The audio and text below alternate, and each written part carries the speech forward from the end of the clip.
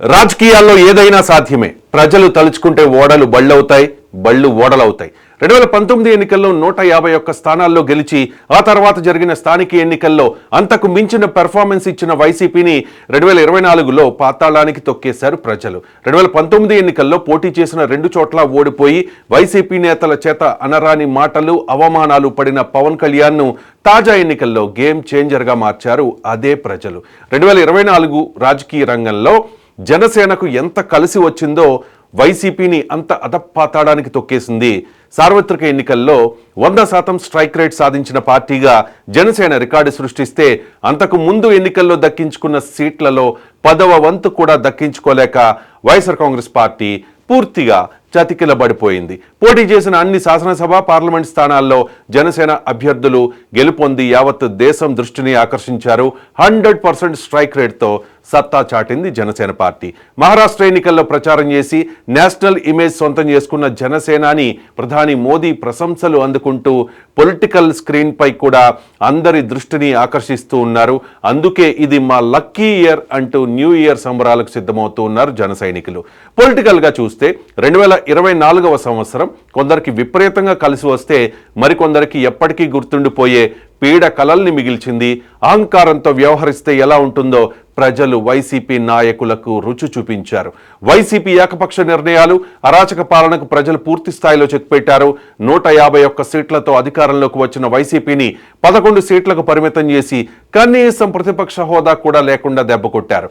ఆంధ్రప్రదేశ్ రాజకీయాల్లో జనసేనకు, ఆ పార్టీ అధ్యక్షులు పవన్ కళ్యాణ్కు బాగా కలిసొచ్చిన సంవత్సరంగా 2024ని చెప్పుకోవాలి. 2014లో పార్టీని పెట్టినప్పటికీ ఆ ఎన్నికల్లో కూటమి విజయానికి ప్రచారం చేసిన పవన్ కళ్యాణ్ పోటీకి దూరంగా ఉన్నారు. 2019లో తొలిసారి ప్రత్యక్ష ఎన్నికల్లో ఒంటరిగా పోటీ చేసిన జనసేన కేవలం 1 సీటును మాత్రమే గెలుచుకుంది. జనసేనాని అయితే పోటీ చేసిన గాజువాక, భీమవరం 2 చోట్ల ఓడిపోయారు. అదే జనసేన 2024లో పోటీ చేసిన 21 శాసనసభ, 2 పార్లమెంట్ స్థానాల్లో గెలుపొంది 100% స్ట్రైక్ రేట్ సాధించింది. 2024 ఎన్నికల తర్వాత జనసేన పార్టీ ఉండదని, పవన్ కళ్యాణ్ రాజకీయాలకు పనికిరారంటూ ఎంతో మంది ఎన్నో విమర్శలు చేసినా ఆయన పట్టించుకోలేదు. Package star, part time politician, weekend politician అని పదే పదే వైసీపీ నేతలు అటాక్ చేస్తున్నా కూడా పవన్ కళ్యాణ్ లైట్ తీసుకున్నారు. ఆంధ్రప్రదేశ్ రాజకీయాలపై అవగాహన పెంచుకున్నారు. ఏ విధమైన వ్యూహాలతో ముందుకెళ్లాలో సరిగ్గా అంచనా వేయగలిగారు. అప్పటి అధికార పక్షం వైసీపీ ఎన్ని ఇబ్బందులు పెట్టినా, వ్యక్తిగతంగా టార్గెట్ చేసినా వెనక్కి తగ్గలేదు. ప్రతి విమర్శకు ధీటైన జవాబు ఇస్తూ ముందుకు సాగారు. వారాహి యాత్రతో ప్రజలతో మమేకమయ్యారు. ప్రభుత్వ వ్యతిరేక ఓటు చీలనివ్వబోనన్న మాటపై చివరి వరకు నిలబడుతూ బీజేపీ, టీడీపీ, జనసేన మధ్య పొత్తు కుదరడంతో పవన్ కళ్యాణ్ కీలక పాత్ర పోషించారు. జనసేనకు తక్కువ సీట్లు కేటాయింపుపై ఎన్నో రకాల విమర్శలు వచ్చినా తాను పోటీ చేసే అన్ని స్థానాల్లో గెలిచి సత్తా చాటడమే తన ముందున్న కర్తవ్యం అంటూ ముందుకెళ్లారు పవన్ కళ్యాణ్. వ్యూహం తనకు వదిలేయమని పార్టీ నేతలకు, క్యాడర్కు స్పష్టంగా తేల్చి చెప్పేశారు.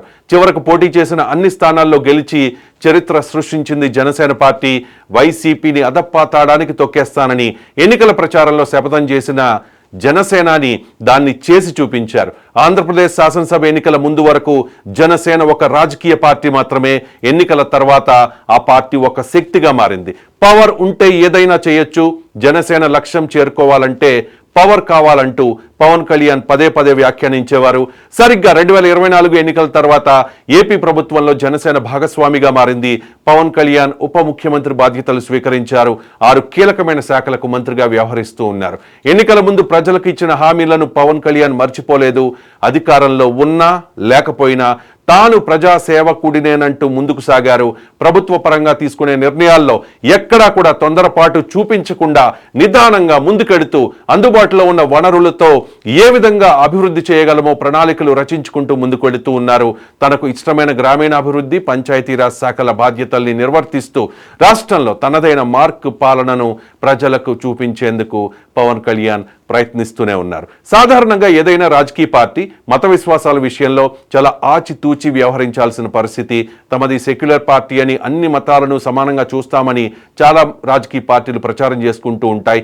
ఈ సమయంలో పవన్ కళ్యాణ్ మాత్రం సనాతన ధర్మాన్ని రక్షించుకోవాల్సిన అవసరం ఉందని, తమ పార్టీ సనాతన ధర్మ పరిరక్షణకు కృషి చేస్తుందని బహిరంగంగా ప్రకటించడంతో పాటు తిరుపతిలో ఒక సభ ఏర్పాటు చేసి డిక్లరేషన్ కూడా ప్రకటించారు. దీంతో ఏపీలో సనాతన ధర్మ పరిరక్షణ బ్రాండ్ అంబాసిడర్ గా పవన్ కళ్యాణ్ గుర్తింపు పొందారు.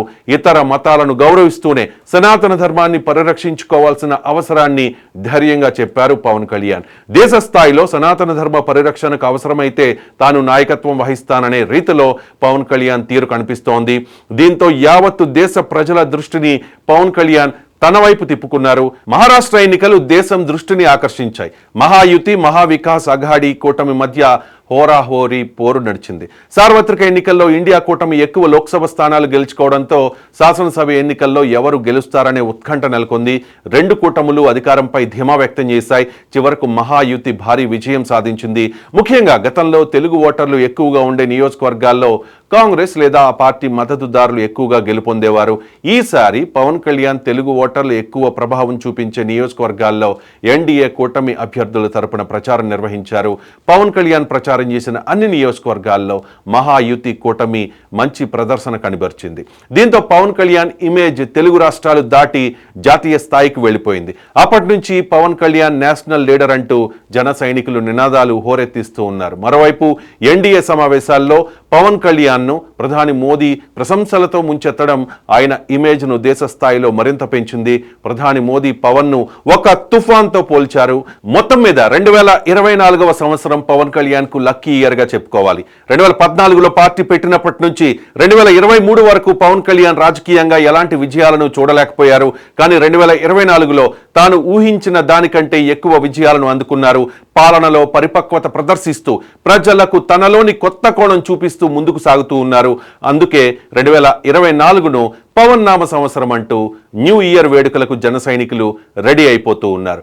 డిప్యూటీ సీఎంగా పవన్ కళ్యాణ్ గారు మరిన్ని విజయాలను సాధించాలని, 2025లో అందరికీ మంచి జరగాలని కోరుకుంటూ దిస్ ఈజ్ రవిశంకర్ వెళ్ళ సైనింగ్ ఆఫ్.